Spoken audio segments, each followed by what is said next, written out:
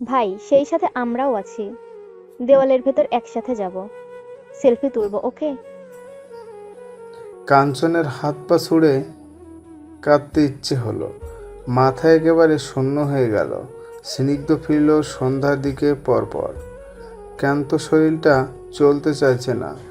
নিজের ঘরে সিঁড়ি ওঠার ওঠার থেকে একটু বসার আগে জিরিয়ে নেওয়া যাক। হাত টান দিয়ে সোফার বসলো সে। বুঝতে পারছে না বাসায় আসার পর থেকে মামার এমন আর চোখে তাকাচ্ছে কেন। এক মামা তো বলেই বসলেন। ইয়াং বয়সে এসব টেনশনই কিছু না। কিছুই বুঝলো না স্নিগ্ধ। মাথার উপরে বিশাল ঝাড়বাতি ঝুলছে, তার আলোতে গরম লাগছে। ঝাড়বাতিটা বন্ধ করা প্রয়োজন, কিন্তু আশেপাশে কেউ নেই। এই মধ্যেই সেজ মামা এসে বসলেন পাশে। গলা খাঁকড়ি দিতেই চোখ খুলল স্নিগ্ধ। মেজো মামা সাধারণ তার সাথে কথা বলে না, তাই তাকে এমন উৎকৃষ্ট করতে দেখে সোজা হয়ে বসল স্নিগ্ধ। ভারী স্বরে বলল, কিছু বলবে? তুই কি খুব স্ট্রেটস? কেন বলো তো? কাজের কি খুব চাপ? একটু আছে, 3টে ভিআইপি কেস এসছে। ও, চাপ নিস না। আসলে আমাদের স্ট্রেসটাই আমাদের শত্রু। ঘুমের প্রয়োজন, ঘোরাঘুরির প্রয়োজন। এক কাজ কর, হানিমুনে যা। না হয় তোরা। এখন তো সম্ভব নয় মামা। তা বললে হয়? আচ্ছা শোন, এখানে ডক্টর ইশতিয়াকের নাম্বার আছে। ভালো ডাক্তার, লজ্জা পাবি না। স্ট্রেসের কথাটা খুলে বলবি। ইয়াং বয়স, এখন এমন হলে হবে? স্নিগ্ধ বেকুবের মতো তাকিয়ে রইল। সব মাথার উপর দিয়ে যাচ্ছে। মেজো মামার দেওয়া কার্ডটা হাতে নিল। একটা ডাক্তারের নাম লেখা, নাম্বার দেওয়া, কিন্তু কার্ডে তার ডাক্তারের বিষয়টা কেটে দেওয়া হয়েছে। মেজো মামা উঠে দাঁড়ালেন, কাঁধে চাপড় দিয়ে বললেন, অল দ্য বেস্ট। স্নিগ্ধ আম্মাকের মতো চেয়ে রইল। মাথাটা ঝেড়ে মোবাইলটা হাতে নিল সে। অফিসে নেটটা অফ করা ছিল, ফলে ওয়াইফাইতে কানেক্ট হবার সাথে সাথে টুং টুং করতেই লাগলো। গ্রুপে মেসেজ। এ গ্রুপে কখনো স্নিগ্ধ প্রবেশ করে না। মরা গ্রুপ। শুধু কালে ভদ্র এখানে কোনো জীবন্ত মানুষের দেখা মেলে। আজ কি হলো কে জানে। যেই না ট্যাপ করে অন করলো, অমনি আলমারির দলা পাকানো কাপড়ের মতো মেসেজগুলো টুংটুং করে স্ক্রিনে ভেসে উঠল। যদি অধিকাংশ আনসেন্ড করা, তবে একটা মেসেজ ঠিক চোখে আটকালো স্নিগ্ধের। সাথে সাথেই মাথাটা পরিষ্কার হয়ে গেল। দাঁতের দাঁত চেপে বলল, ইউ আর ডেড, মিসেস ফেকুচন্দ্র পটনভি। নিজের ঘরে ঝাপটি মেরে বসে রইল কাঞ্চন। সে আজকে মোটেও সিমেন্টের বস্তার সামনে যাবে না। জানের মায়া আছে তার। এই লোক গুলি করে খুলে উড়িয়ে দিতে পারে, রিস্ক নেওয়া যাবে না। হঠাৎ ডাক পড়ল বড় চাচির। এক প্রকার টেনে হেঁচড়ে তাকে বের করলেন মহিলা। তাকে বাদাম দুধ দিয়ে বললেন, ঘরে যা, স্নিগ্ধের ঘরে। আমি যাব না, তুমি নুরির মাকে দিয়ে পাঠাও। বড় চাচি চোখ গরম করায় বাধ্য হতে যেতেই হলো কাঞ্চনকে। অনেক দোয়া পড়ে বুকে ফু দিয়ে স্নিগ্ধের ঘরে ঢুকলো সে। ঘর নীরব, ঘরে কেউ নেই। বুকে একটা ফু দিল। যাক, সিমেন্টের বস্তাটা নেই। পা টিপে টিপে দুধটা টেবিল রাখতে যাবে, অমনি ঘাড়ের উপর ভারী নিঃশ্বাসের আভাস পেল। ঠিক তার পেছনেই দাঁড়িয়ে আছে তার শত্রু। ভারী স্বরে বলল, আমার যে পুরুষেরই সমস্যা আছে সেটা তো জানা ছিল না। আজ নয় সত্যিকারের টেস্ট হয়ে যাক। ভারী শব্দ কানে আসতেই সারা শরীর কেঁপে উঠল কাঞ্চনের। ঘাড়ের ঠিক 1 ইঞ্চির ব্যবধানে স্নিগ্ধের মুখোশে তা টের পেল তো একটু ভুল হলো না। ঘাড়ের উপর ভেজা কিছু অনুভূতি হলো। পেছনে ঝট করেই তাকাতে পারল না। শুকনো ঢোক গিলে নিজের মনকে স্বাভাবিক রাখার ব্যর্থ চেষ্টা করলেই তাকালো কাঞ্চন। পেছনে ফিরতে তার মাথাটা হালকা করে স্পর্শ করলো স্নিগ্ধের ঝুঁকে আসার থুতনিতে। খুব হালকা, তবুও কাঁপলো কাঞ্চন। মাথা তুলে স্নিগ্ধের চোখে চোখ রাখলো সে। লম্বায় তার উচ্চতা কম নয়, মেয়েদের 5 ফুট 4 ইঞ্চি উচ্চতা মোটেই কমের মধ্যে পড়ে না। তবুও স্নিগ্ধের কাছে তাকে ছোটই লাগে, ফলে স্নিগ্ধকে ঝুঁকতে হয়। স্নিগ্ধের দিকে তাকাতেই এক দফা ধাক্কা খেলো কাঞ্চন। স্নিগ্ধের গায়ে কোনো জামা নেই, একটা কালো ট্রাউজার পরা, গলায় ঝুলছে সাদা তোয়ালে, অথচ সে একটিবারও মাথা মুছছে না, ফলে চুল থেকে টপ টপ করে পানি পড়ছে। সেই পানির কিছুটা তার কাঁধেও পড়ছিল হয়তো। স্নিগ্ধের পেটানো শরীর ভেজা, সূর্যের তাপে শুভ্র রঙ্গ জ্বলে অনেকটা টমাটে হয়ে গেলেও এখনও তাকে পাকিস্তানি পাঠানদের শরীরে রাখলে ভুল হবে না। যদিও তার লক্ষণও এর নবাবী নকশক, তাও কিভাবে জানে সে? তাদের গঠনে পাঠানি একটা রব আছে। কাঞ্চন চোখ সরিয়ে নিল, লজ্জায় তার গাল লাল হয়ে গেল। কাপা স্বরে বলল, কি বলছো? আগামাথাহীন কথাবার্তা। আগামাথাহীন নাকি? কিন্তু গ্রুপ চ্যাটে তো অন্য কিছু দেখলাম। কাঞ্চন শুকনো ঢোক গিল। স্নিগ্ধ আরো কাছে এগিয়ে এলো, দূরত্ব মিটিয়ে ফেলেছে অনেকটাই। বাম হাতে টেনে ধরলো কাঞ্চনের কোমরটা। একটু চাপ দিতেই কাঞ্চন ছটফটিয়ে উঠল। ছাড়ানোর চেষ্টাও করলো না, কিন্তু সেই সিমেন্টের হাত ছাড়ালো কি এত সহজ? উপর থেকে আস্ত খাওয়া দাওয়া লাটে উঠেছে। সিগ্ন একপাশে হাসলো, তারপর তার মাথাটা কাঞ্চনের কানের কাছে নিয়ে এসে বলল, মিসেস পটনভির এত কিঙ্ক সেটা তো জানা ছিল না। ব্যাপার না, আজ তার সব কষ্ট ভুলিয়ে দেব, প্রমিস। আফটার অল আমি যে ফিট সেটা তো আমার বউয়ের জানা প্রয়োজন। শেষ কথাটা আরো ভারী স্বরে বলল যেন স্নিগ্ধ। কাঞ্চনের বুক কাঁপছে, স্নিগ্ধের মুখের দিকে তাকাতে পারছে না। তার গাঢ় দৃষ্টি ভয় ধরিয়ে দিচ্ছে। কাঞ্চন তার হাত থেকে ছাড়া পাওয়ার চেষ্টা করছে, ব্যস্ত। আর স্নিগ্ধ ব্যস্ত তার ফেকুচন্দ্র বউকে দেখতে। কাঁধ থেকে ডান হাতটা দিয়ে চুলগুলো সরালো সে। আজ একটা শাস্তি বউটার প্রাপ্য। কাঞ্চন কেমন অস্থির কণ্ঠে বলল, তোমার ভুল হচ্ছে স্নিগ্ধ ভাই, একটা ছোট্ট মিসআন্ডারস্ট্যান্ডিং হয়ে গেছে। আমার কথাটা তো শোনো। হ্যাঁ, আমি শুনছি। বলেই কোমরে শক্ত হাতে চাপ দিল স্নিগ্ধ। স্নিগ্ধের মুখশ্রীতে রাগ নাই, তবে তার দৃষ্টি খুব ভয়ঙ্কর। বাঘ যেমন তার শিকারকে ধরাশায়ী করে লেজে নাচায়, ঠিক সেভাবেই স্নিগ্ধ কাঞ্চনের দিকে তাকিয়ে আছে। কাঞ্চনের অবস্থা তাতে পৌশাচিক আনন্দ দিচ্ছে। কাঞ্চন অসহায়ের মতো বলল, আসলে হয়েছে কি, রং টাইমে মেজো চাচির এন্ট্রি হয়েছে। আমার কথাটা শোনো। শুনছি তো, আমার কান খাড়া। মিসেস পটনভি, আমাদের কাছে অগাধ সময়। আমি সারা রাত আপনার কথা শোনার জন্য আছি। আপনার কথা, আপনার ছটফটানি, ইউনো হোয়াট আই মিন, খুলে বলার নিশ্চয়ই প্রয়োজন নেই। ও মা, বড় ফুপুজি।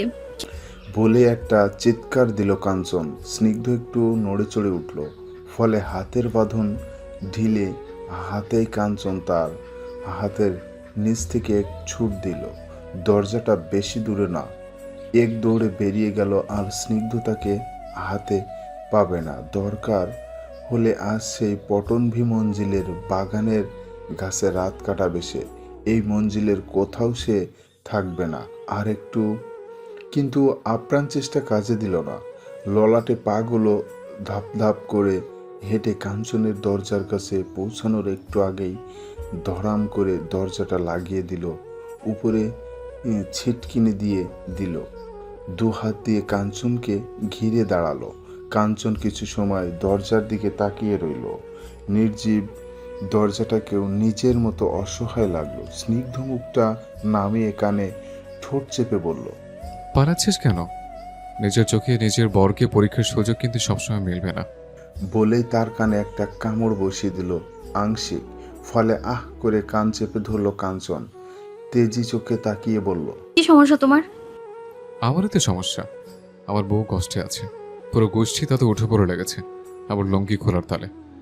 আমার ছাড়ার কার সমস্যা? দেখো স্নিগ্ধ ভাই, দেখছি তো। বলেই কাঞ্চনকে একেবারে দরজার সাথে মিশিয়ে ফেলল স্নিগ্ধ। গমগমে স্বরে বলল, আমার মধ্যে সিংহটাকে তুই জাগিয়েছিস, চ্যালেঞ্জটা তুই ছুড়ে মেরেছিস। এখন গোষ্ঠীর সামনে নিজে পুরুষত্ব প্রমাণ তো করতে হবে। সো এন্ডোর মি, মিসেস পটনভি। ভারী শরীরটা ধাক্কা দিতে লাগলো কাঞ্চন। স্নিগ্ধ তাও নড়ল না এক বিন্দু। কাঞ্চন ছটফটিয়ে বলল। স্নিগ্ধ ভাই ভালো হচ্ছে না কিন্তু, প্লিজ সরো। স্নিগ্ধ তার হাত জোড়া ধপ করে ধরে ফেলল। তারপর দরজায় চেপে ধরলো একসাথে। এতটাই জোরে ধরল যে কাঞ্চনের হাত লাল হয়ে গেল। ব্যথায় চোখে পানি পড়ে এলো। ফলে গর্জিয়ে উঠল। কাল না বলেছিলে তোমার আমার দেহের প্রতি কোনো লোভ নেই? সেটা আমার এখনো নেই, কিন্তু এখন কথাটা আমার সম্মানের উপর চলে এসছে কিনা, নিজের গর্তে নিজে পড়তে কেমন লাগে সে মজাটাও একটু পা। আমি কিন্তু তোমায় ঘৃণা করব। এখন যেন খুব ভালোবাসিস। কাঞ্চন নাক চোখ খিচিয়ে তাকালো স্নিগ্ধের দিকে। কি ভেবে পাটা দিয়ে লাথি মারতে উদ্ধার হতেই খপ করে স্নিগ্ধ তার পাটা ধরেই শূন্যে তুলে ফেলল। কাঞ্চন ভয়ে তার গলা চেপে ধরল। কাঞ্চনের কাজ স্নিগ্ধ হিনহিনিয়ে স্বরে বলল, বেশি লাই দিয়ে ফেলেছি বলে এখন গলা টেপে ধরছিস?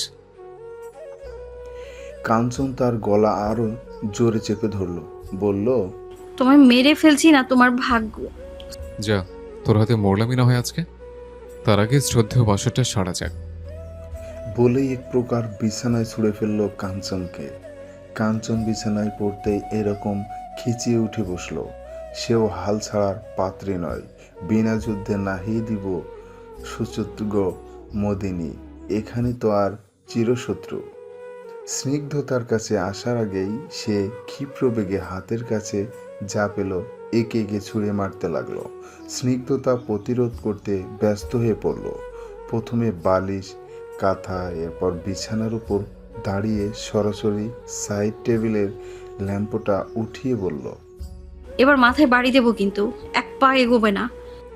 স্নিগ্ধ ফোঁস করে একটা দীর্ঘশ্বাস ফেলে কাঞ্চনের পায়ে নিচের বিছানায় চাদরটা ধরে একটা হ্যাঁচকা টান দিল। অমনি কাঞ্চন ধপাস করে বিছানায় পড়ে গেল। আর সিংহের মতো স্নিগ্ধ তার উপর এক প্রকার ঝাঁপিয়ে তার হাত এবং পা নিজের শরীর দিয়ে চেপে ধরে ভারী স্বরে বলল, এবার সব জারি জুরি শেষ? কাঞ্চন এবার যেন প্রায় কেঁদেই দিল।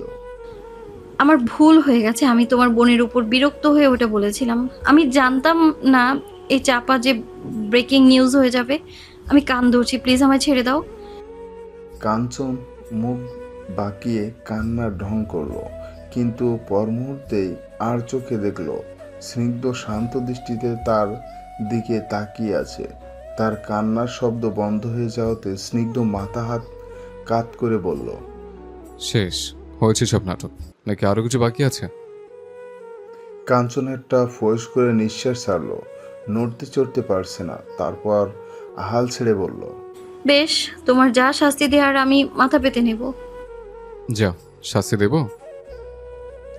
কাঞ্চন যেন হাল ছেড়ে দিল। চোখ জ্বলছে কেন যেন, ফলে চোখ বন্ধ করে বলল, হ্যাঁ। তাহলে গালপাত। কথাটা শুনতেই কাঞ্চনের চোখ বড় বড় হয়ে গেল। শুকনো ঢোক গিলে বলল, মারবে? হ্যাঁ। সত্যি মারবে? স্নিগ্ধ নীরব। কাঞ্চনের অবাক লাগলো না। এই সিমেন্টের বস্তা সব করতে পারে, কিন্তু এই ভারী হাতের ধাবাটা খেলে ওর গাল ভেঙে যাওয়ার মুহূর্ত সম্ভাবনা আছে। তাই চোখ খিচে শুয়ে রইল সে। অপেক্ষা করতে লাগলো মারের। কিন্তু মারের বদলে গালে একটা উস্কা ঠোঁটের স্পর্শ পেল যেন। সারা শরীর কেঁপে উঠল কাঞ্চনের। শীত দ্বারা বেয়ে নেমে গেল উষ্ণ রক্তের স্রোত। খোঁচা খোঁচা দাড়ির স্পর্শে গাল ছিল যাচ্ছে। বুকের ভেতর কালবৈশাখী ঝড় আসছে পড়ছে। নড়ে চড়ে উঠতেছে স্নিগ্ধ তার হাত চেপে ধরল। স্নিগ্ধ খুব আলতো করে চুম্বন আঁকলো, তারপর কানের কাছে বলল, মিসেস পটনভিকে তো ক্রিমিনালের মতো শাস্তি দেওয়া যায় না, তাকে শাস্তিরে দিতে হবে আদরে, যেন তার গা পিত্তি জ্বলে যায়। কথাটা শেষ হবার আগেই মাথা দিয়ে তীব্রভাবে একটা টাক বসালো কাঞ্চন ঠিক স্নিগ্ধের মাথায়। আংশিক আক্রমণের মাথাটা একেবারে শূন্য হয়ে গেল, ফলে ফলে স্নিগ্ধ কপাল চেপে পাশে কাত হয়ে গেল। টাকটা অনেক জোরেই লেগেছে, জ্বলে যাচ্ছে কপাল। এদিকে কাঞ্চন তখনও গাল মুছতে ব্যস্ত। একরাশ ক্ষোভ নিয়ে সে তাকিয়ে রইল। স্নিগ্ধর উঠে কিছু বলতে যাবে তখনই ধরাম ধরাম করে দরজায় ধাক্কা পড়ল। মনে হচ্ছে দরজাটা ভেঙেই ফেলবে। স্নিগ্ধ কাঞ্চনকে স্মিত স্বরে বলল, তোরে পরে দেখছি। বলেই কপাল ঘষতে ঘষতে দরজাটা খুলতো সে। দরজাটা খুলতেই অঞ্জনা হৃদম প্রায় হুমড়ি খেয়ে ভেতরে এসে পড়ল। ঘরের লণ্ডভণ্ড অবস্থা আর এলোমেলো কাঞ্চন এবং অর্ধনগ্ন স্নিগ্ধকে দেখে তারা ঠিক কি আশ করলো বোঝা গেল না। হৃদম লুকিয়ে একবার কাঞ্চনকে থাম্বস আপ শো করলো। এদিকে অঞ্জনা ব্যগ্র গলায় বলল, স্নিগ্ধ ভাই তোমার আম্মু। আম্মুর কি হয়েছে? স্নিগ্ধ উদ্গ্রীব হয়ে শুধালো। হৃদম তখন বলল, অতি এক্সাইটমেন্ট, ফুপির সিঁড়ির থেকে পড়ে পা চমকে ফেলেছে। কিভাবে হলো? ওই তোমরা বৌভাতের অ্যারেঞ্জমেন্ট দেখছিলে, কথা বলতে বলতে স্টেপ মিস করে পড়ে গেছে। স্নিগ্ধ এক মুহূর্তে অপেক্ষা করলো না। আলমারি থেকে একটা টি শার্ট বের করলো, তা গলায় ঢুকাতে ঢুকাতে বেরিয়ে গেল। কাঞ্চনও নিজের পরিপাটি করে ছুটল স্নিগ্ধের পেছনে। বড় ফুপুর পাঠা মচকে গেছে। ঘর ভর্তি মানুষ, সবাই ব্যস্ত হয়ে পড়ল।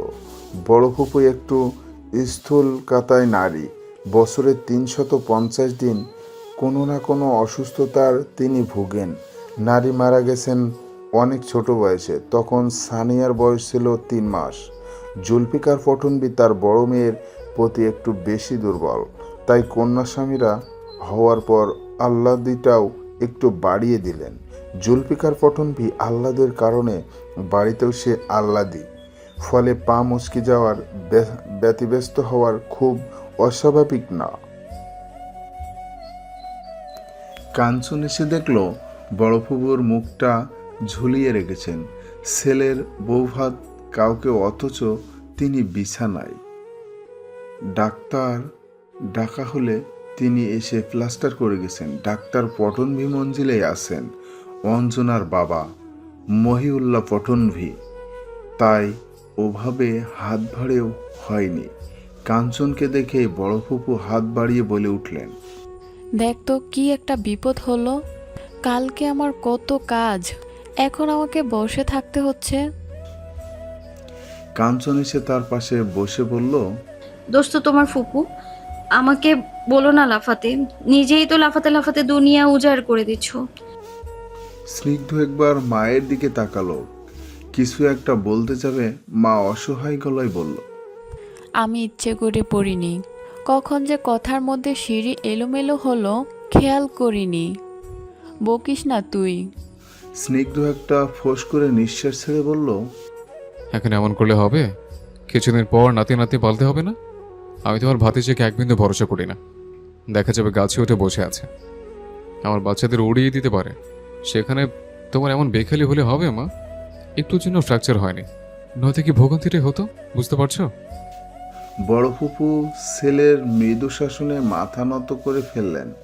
সরফরোজ পটনবি সকলকে নাকের ডগায় হুঙ্কারের উপর রাখলেও নিজের মাকে একবারে বাচ্চার মতো করে শাসন করেন।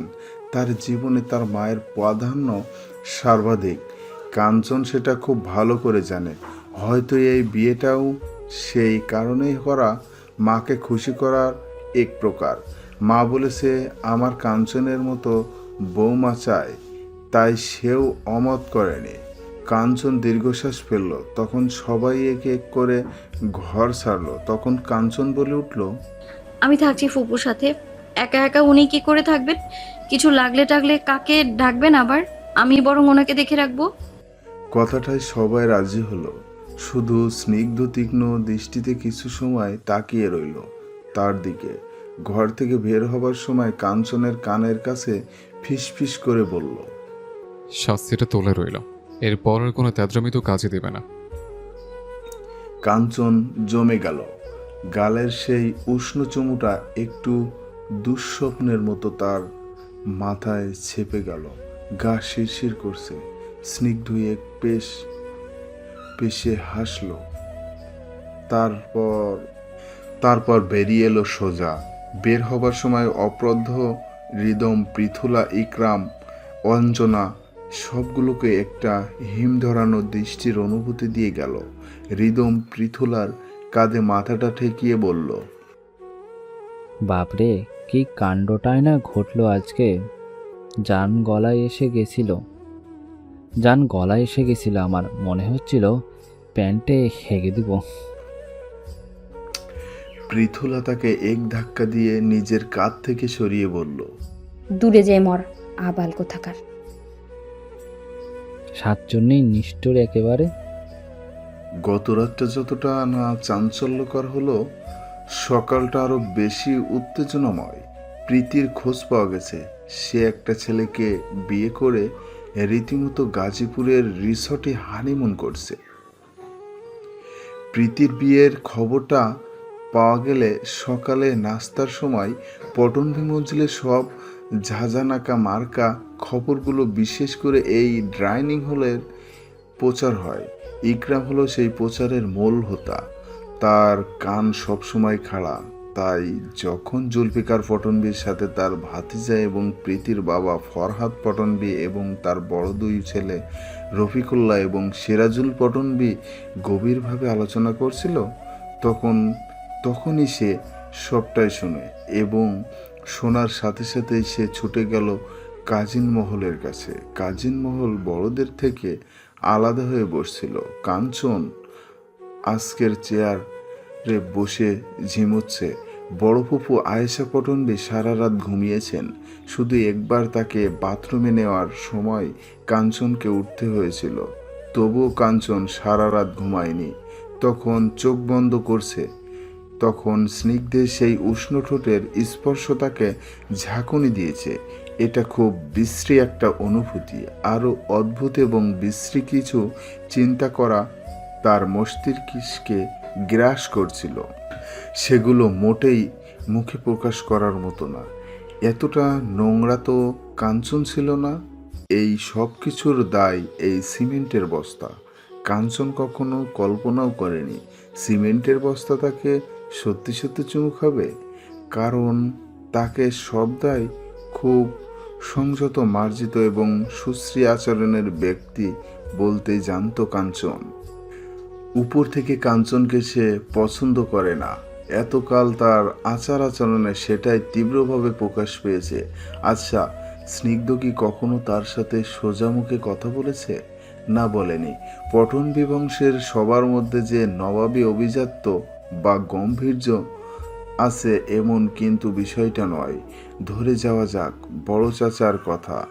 বড় চাচা রফিকুল্লাহ পটনবি, ঠিক সে যে কি করে এই পটনবি পরিবারে জন্মেছেন সেটা কাঞ্চনকে ভাবায়। তার ভাষা, আচরণ, চলচলন কোনো কিছুই পটনবি পরিবারের মতো নয়, বরং খুব সস্তা ধরনের। সবসময় একটা রওয়ার ঝাড়ায় পায়তারা করেন তিনি। ছোট ছোট বিষয়ে এমনভাবে প্রতিক্রিয়া দেখাবেন যেন এই বিষয়টা ঘটেছে বলে মঙ্গল গ্রহ থেকে অ্যাস্টেরয়েড পৃথিবী এসে পড়েছে এবং তাতে সবার আগে পটনবি মঞ্জিল ধ্বংস যাবে। অথচ বিষয়টা খুব ঢুঙ্কো। পটনবি বিশাল ব্যবসা, যদিও ঠিক কি কি ব্যবসা সেটা কাঞ্চন জানে না। তবে এই ব্যবসাতে সবচেয়ে বেশি লস করেছেন বড় চাচা। তার মধ্যে ক্যাশ ম্যানেজমেন্ট বিষয়টা নেই। একটা হোটেলের দায়িত্ব তাকে দেওয়া হয়েছিল, কিন্তু বানাতে যে টাকার বরাদ্দ ছিল বড় চাচা তার থেকে 3 গুণ টাকা খরচ করে ফেলেছিল। ফলে হোটেলটা আরও শুরু করা হয়নি। এই নিয়ে মঞ্জিল ঝগড়াঝাটি কমও হয়নি। পটনভি পরিবারের রসুনের একটা পাশা মনে হলেও তাদের মধ্যে দ্বন্দ্বের অভাব নেই। সরফরাজ পটনভি স্নিগ্ধ কিন্তু এমন নয়, বরং সংখ্যালঘু মার্জিত অবিভাজ্য ব্যক্তিত্বের ভরপুর পটনভির একজন স্নিগ্ধ। কাজিন মহলের 40 জনের সবার সাথে সবার সখ্যত্ব হলেও স্নিগ্ধ নিজেকে সবার থেকে পৃথক করে রেখেছে। ছোটবেলা থেকে তার মধ্যে একটা ভাবগম্ভীর্যতা ছিল, যা এই নতুন জেনারেশনের কারোর মধ্যে নেই। কম কথা বলবে, কম মিশবে, একটা ভার্বিক ভাব। কাজিনদের মজার মধ্যে সে কখনোই ঢুকবে না। নিজের করে কাঞ্চনদের সমবয়সী কাজিনদের সে কেমন তাচ্ছিল্য চোখে দেখে, কপালে তীব্র ভাঁজ, চোখে হেই দৃষ্টি, যেন স্নিগ্ধ সত্যিকারের নবাব এবং কাঞ্চনের তার প্রজা। কথাও বলতে অনীহা এই লোকের। জায়ের করার পর থেকে স্নিগ্ধ তার ব্যক্তিত্ব সম্পূর্ণ বদলে ফেলল। সে কাজ পাগল মানুষ।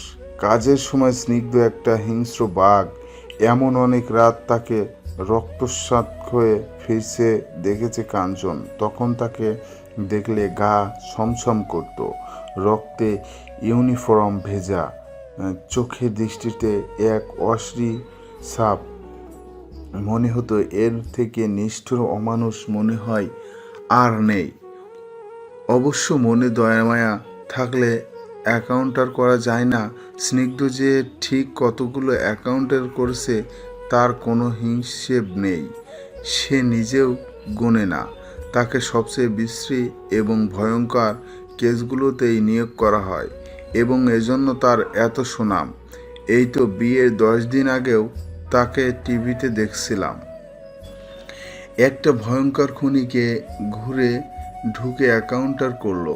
সাংঘাতিক মানুষের সাথে থাকতে হলে নিজেকেও সাংঘাতিক হতে হয়। তাই স্নিগ্ধও সাংঘাতিক। সবাই তাকে এড়িয়ে চলে, এই স্বভাবের কারণ। কিন্তু 2 দিন যাবৎ তার এমন আচরণগুলো খুব বেশি দ্বিধায় ফেলে দিয়েছে কাঞ্চনকে। এতগুলো বছর সে যা ভেবেছে তা কি ভুল? এসব চিন্তায় ঘুমাতে পারেনি কাঞ্চন, ফলে এখনো ঝিমুনি আসছে। এর মধ্যে ইকরাম এক প্রকার ছুটে এলো। হৃদম আয়েশ করে খিচুড়ি আর গরুর মাংস খাচ্ছিল। তার গলায় খাবার আটকে গেল যখন ইকরাম প্রায় চিচি গলায় বলল, প্রীতি আপু বিয়ে করে হানিমুনে চলে গেছে। মামারা যাচ্ছে ওকে বেঁধে বাড়িতে আনতে। ফারদিন মামা তো আজকে ওকে ত্যায্য কন্যা করবে। হৃদম মাথায় দুটো বাড়ি দিয়ে নিজের কাশি আটকালো। কাঞ্চনের নিঝুম আর ঘুমের রেশ কর্পূর মতো উড়ে গেল। সে চোখ বড় বড় করে বলল, ত্যায্য করলে ধরে বেঁধে আনবে কেন? কেন আবার শাস্তি দিতে? তোমাকে যেমন দিয়েছিল, তবে প্রীতি আপের শাস্তিটা মনে হয় বেশি হবে। আমার মনে হচ্ছে প্রীতি আপে আসলে তুমিও আর এক দফা শাস্তি খাবে। আমি কেন শাস্তি খাবো? একটা জানকে আর কয়বার শাস্তি দেবে? আমার তো দোষ নেই। হৃদম এবার উঠে এসে কাঞ্চনের পাশে বসলো। তার কাঁধে হাত রেখে বলল, তোকে মনে হয় সম্পত্তি থেকে বাদ দিবে। ইস, কি করলি? একজনের প্রেম কবুতর হতে যে কি না ফকিন্নি হয়ে গেলি। এই জন্য বলেছিলাম আমার সাথে প্রেম কর। আমার সাথে প্রেম করলে তুই এত ব্রেন চালানোর সময় পেতি না। হ্যাঁ, তোর ব্রেন ওর অ্যাসাইনমেন্ট করাতেই চলে যেত। সেই সাথে ওর কুবুদ্ধির ভরপাই করতে করতে তুই কাঙাল হয়ে যেতি। বলে উঠল পিথুলা। হৃদম দাঁত খিচিয়ে বলল, পিঠের ওপর ধাম করে মারবো তোর। আয় মর, বসে আছিস কেন? অঞ্জনা চোখের চশমাটা নাকের উপরে ঠেলে বলল, প্রীতি আপু সত্যি সত্যি প্রেমিকের সাথে পালিয়েছে। মিথ্যা মিথ্যা কেমনে পালায়? পিথুলার প্রশ্নের অঞ্জনা একটু বিজ্ঞ স্বরে বলল, আই থট না থাক। তোমার থটানিগুলো একটু পেশ করো, আমরাও শুনি। অঞ্জনা বলতে যাবে কিন্তু স্নিগ্ধকে দেখে তার ঠোঁটে কুলুপ এঁটে গেল। একটা কালো শার্ট কালো প্যান্ট পরে একবারে ফিট বাবু হয়ে নামলো স্নিগ্ধ। ডান ভবটে